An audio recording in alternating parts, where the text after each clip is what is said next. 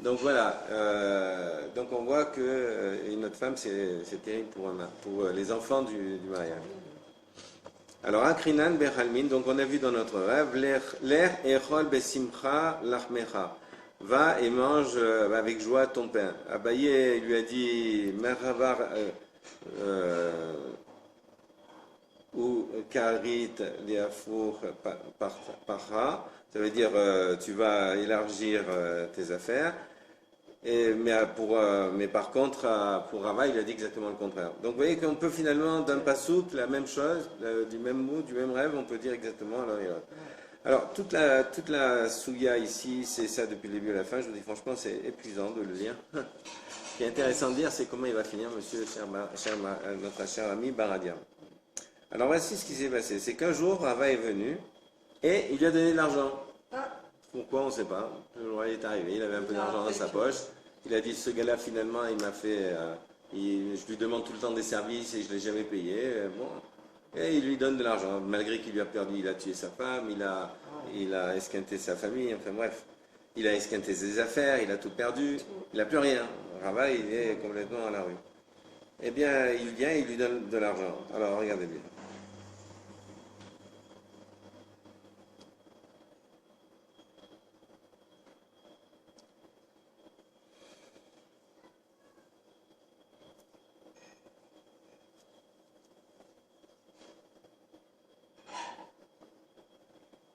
Voilà, c'était là, donc ça remonte un peu.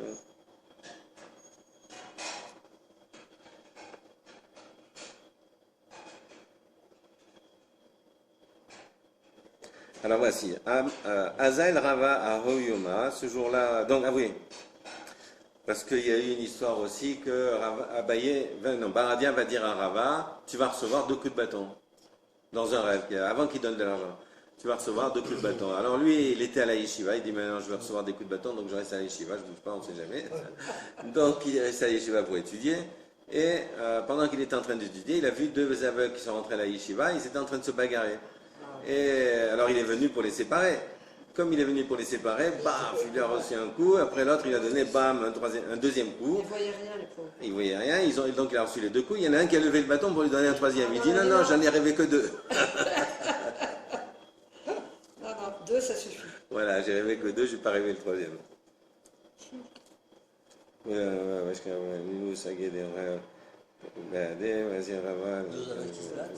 mieux ne pas interpréter comment les rêves, ça dormir en suite.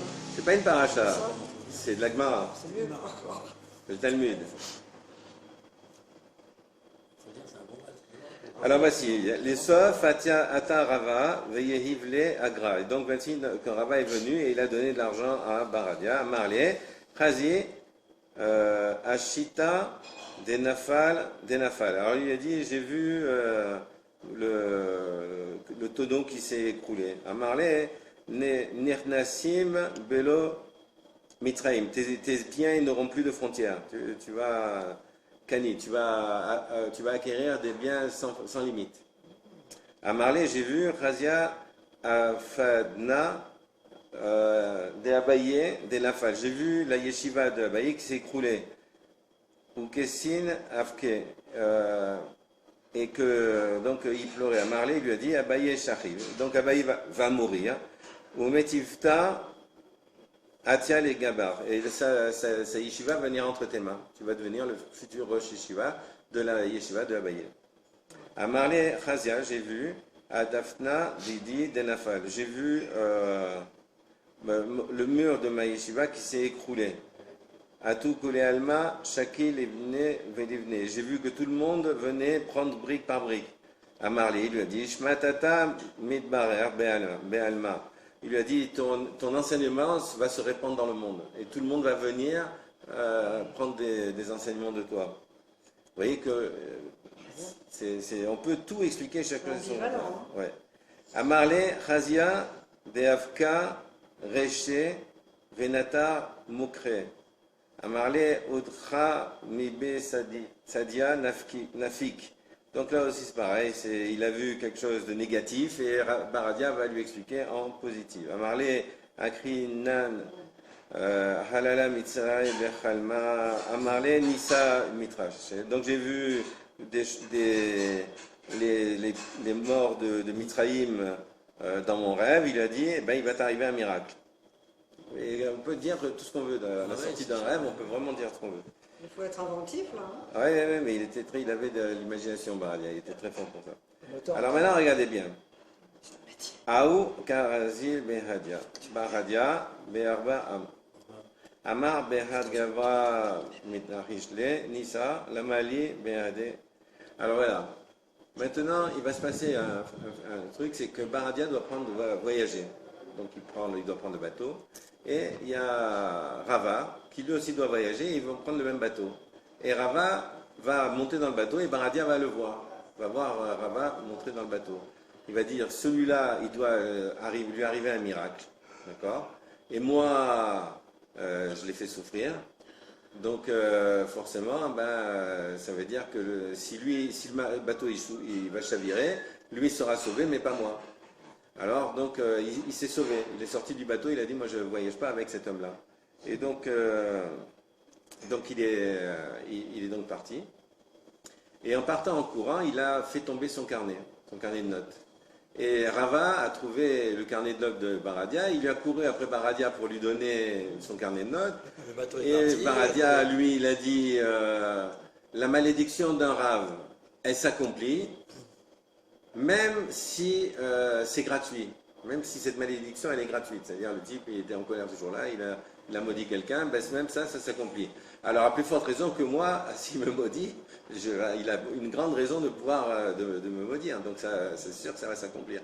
Donc il s'est sauvé et il n'a pas récupéré son livre. Entre-temps, Rava avait le livre de Baradia entre les mains, c'est un Talmid Chacham, il y a un livre, qu'est-ce qu'on fait? On a un livre entre les mains, on le lit. Et il a ouvert le livre, et sur quel passouk il est tombé? Il est marqué Kol Chalom Olchim Acharape. Tous les rêves se réalisent en fonction de l'interprétation. Il a dit Racha, fils de Racha. Il a dit méchant, fils de méchant. Tu savais alors il lui dit pour toutes les souffrances que tu m'as fait avoir, je te pardonne. Sauf de m'avoir fait perdre la fille de Rafriza, qui était sa femme, qui était un Talmid Chacham, et sa femme, c'était vraiment une tzadékette de très haut niveau. Eh ben pour cette femme-là, que Akadosh Baruch Hu te livre entre les mains d'un peuple qui n'aura pas pitié de toi. Et alors maintenant l'histoire donc de Baradia, donc lui Baradia il s'est sauvé et il est parti, il a dit oui, je vais pas rester ici maintenant qu'il connaît le secret, je vais m'en aller. Et il est parti à Rome. Et quand il est arrivé à Rome, qu'est-ce qui s'est passé? Eh bien, il était à côté le palais, parce que lui, ce qui l'intéresse, c'est les gens qui ont de l'argent. Donc, il était à côté du palais. Et il y avait le gardien du palais qui était là, qui gardait les habits du palais, qui était là. Et ce gardien-là, il va lui dire à Baradia, il lui dit, écoute, j'ai fait un rêve. Il a vu que c'était un tzaddik et tout. Alors, il s'est approché de lui, il lui a dit, écoute, tu sais interpréter les rêves? Il lui dit, oui. Alors, donne-moi de l'argent, il dit, direct. Au lieu donne-moi de l'argent. Alors, l'autre, il dit, non, je ne donne pas de l'argent. J'ai rêvé qu'il y avait un ver qui m'a mangé le doigt. Il dit, donne-moi de l'argent. Il dit, non, je ne donne pas de l'argent. Pourquoi? Tu étais juif, toi, avec te donner de l'argent. Il n'a pas voulu lui donner de l'argent. Il a dit, alors je ne t'explique pas. Il a déjà fait tchouva là dans l'histoire. Hein. Alors, le lendemain, il repasse au même endroit. Le gardien, il vient voir Baradia. Il lui dit, écoute, j'ai fait un rêve. Il lui dit, bah, donne-moi de l'argent. Eh ben, non, je ne te donne pas de l'argent. Tu es un juif. Je vais te donner de l'argent. Je ne te donne pas. Et il lui dit, bah, j'ai rêvé que j'avais 2 vers. Un dans chaque doigt. Alors, après le 3e jour, il vient. Il lui dit, écoute, donne-moi de l'argent. Alors, il lui donne pas. Il lui dit, j'ai rêvé que toute ma main, il y avait des vers.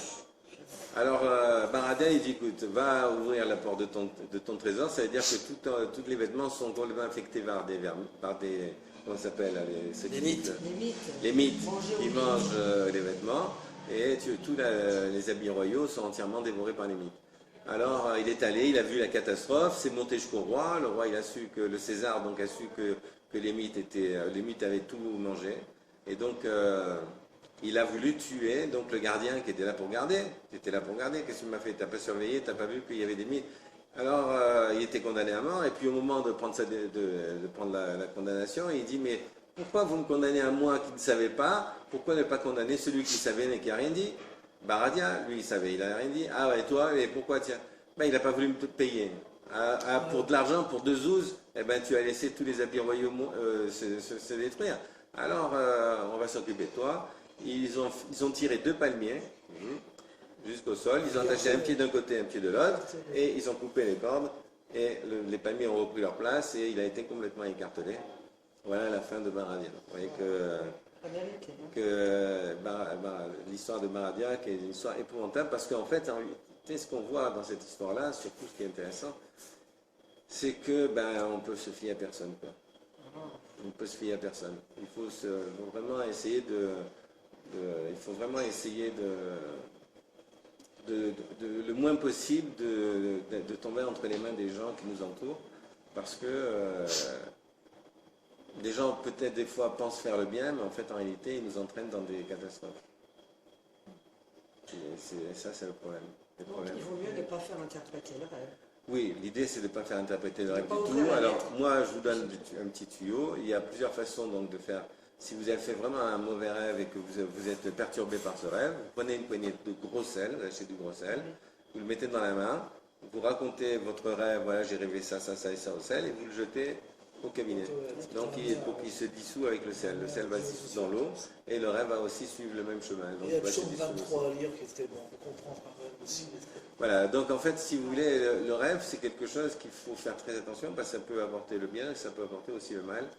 Parce qu'en fait, en réalité, nous, on a tous peur de l'avenir. On a tous peur, puisqu'on ne voit pas l'avenir. On ne sait pas comment l'avenir va être construit, qu'est-ce qui va nous arriver, on va prendre des décisions, qu'est-ce qui va se passer après notre décision, comment ça va fonctionner. On a tous ces peurs-là. Donc le problème, c'est, ce que vous voulez, quand on nous a raconté l'histoire des deux Césars, le César de Rome et le César de Perse, où on voit qu'ils ont demandé, dis-moi qu'est-ce que je vais rêver, et que on voit que le rave, qu'est-ce qu'il a, il a compris la peur du roi et il lui a raconté sa peur, et donc le roi en est arrivé à rêver sa peur, parce qu'on le lui a décrit. Le problème qu'il y a, c'est qu'on a tous peur. Tous, sans exception, tous les êtres humains, même Bill Gates, tout le monde, vous croyez que les gens, mais on a tous peur. Le problème qu'il y a, c'est qu'on est tous mortels, on est tous dans ce monde de passage, on est là aujourd'hui, et puis demain, on ne sait pas où est-ce qu'on va être. Donc, et puis on prend des décisions, on prend tous des décisions face à un avenir incertain, etc. Donc on ne sait pas véritablement comment si des choses se passent. Si autour de nous, on n'a pas des gens qui sont capables de nous encourager dans ce qu'on veut faire, eh bien, on va tomber dans les tourments les plus terribles. Donc, il faut en fait essayer de s'entourer de gens qui sont prêts de nous encourager. Nous encourager. Parce que finalement, il n'y a pas de projet, il n'y a pas de mauvais projet. Chaque projet est un bon projet. Vous avez un projet, vous avez des projets, les projets ils sont bons. Ce qu'il y a, c'est vous donner les moyens de les réaliser. Vous donner les moyens de faire en sorte que les projets que vous mettez en œuvre se réalisent. Alors après, des fois, quand on a cette tourmente dans la tête, si vous voulez, de savoir si vraiment est-ce que ça va marcher, est-ce que ça va pas marcher. Si j'ai en face de moi quelqu'un, mais oui, mais ça va marcher, pourquoi tu es en train de penser ça? Vas-y, fonce. Ça, c'est, vous venez de prendre un bol d'air rafraîchissant. Et donc, ça vous enlève toutes vos peurs et vous avancez, vous arrivez à résoudre toutes vos problématiques. Tu sais qu'il y a des couples, où c'est souvent la femme, malheureusement, et souvent que le mec il peut rien faire sa vie parce que ça la peur de tout l'empêche d'avancer, et fait pas ci, et c'est pas bon, et non, tu vas rater, tu vas si quelle angoisse. Dans le couple, c'est terrible. Tu réussis rien. Tu réussis rien. Pour le que te disent, vas-y, ils font, là, t'es content. Quand elle te dit ça, t'es armé, t'es bien. Et quand tu commences à te dire, alors moi j'ai eu toutes sortes de... Je suis à mon 5e mariage. C'est bon, bon. Voilà, c'est le 5e, je suis tunisien, donc il fallait que j'arrive là. Et bien, effectivement, les mariages que j'ai eus qui étaient successifs, eh ben, je suis effectivement tombé sur ce genre-là, où vous avez effectivement des femmes qui m'écrasaient littéralement, ou alors qui étaient complètement muettes, c'est-à-dire, tu fais ce que tu fais, ça ne m'intéresse pas, fais ta vie, moi je fais la mienne. Aucun intérêt, j'ai ce projet-là, qu'est-ce que t'en penses? Ouais, d'accord. Mais aucune implication, aucune volonté d'avancer ou quoi que ce soit. Et là, par contre, avec Tsipora, avec qui je suis marié là maintenant, eh ben, cette femme-là, elle m'encourage. Elle est constamment en train de m'encourager. Elle me dit, vas-y, faut ce que tu es en train de faire, c'est super.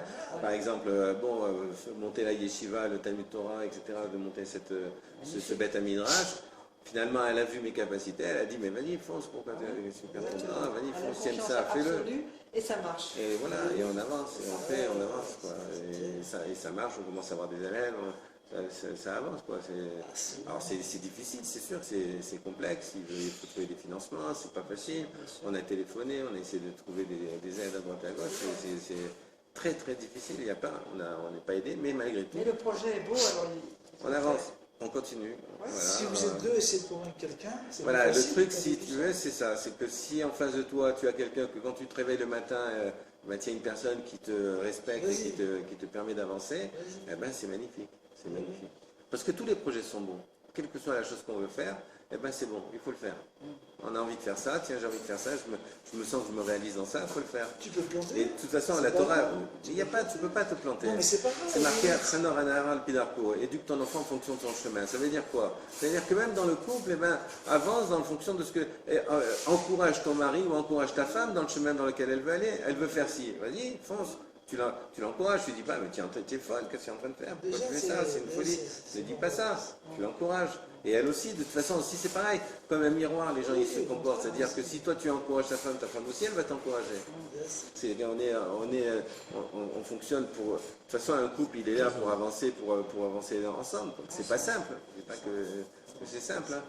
Donc, des fois on est fatigué, des fois on est malade, des fois on n'arrive pas à se lever le matin, des fois il y a tout arrive dans la vie. Et donc en fait, en réalité, il faut arriver à trouver le bon moment et de donner l'encouragement au bon moment. Et là, quand on arrive à trouver cette pierre angulaire, eh ben, ça développe des forces extraordinaires. On a tous en nous des capacités et des forces qui sont absolument extraordinaires. Et ça, de les développer, de les aider, d'encourager les personnes à le faire, eh ben, c'est quelque chose de phénoménal. Voilà, ben, sur ces belles paroles, je vous souhaite une belle soirée. Pardon, juste au sujet des histoires de tout à l'heure. Le rabbin est Bon, il s'est encore cassé la figure, lui. Je vais le mettre comme ça, peut-être. On va voir.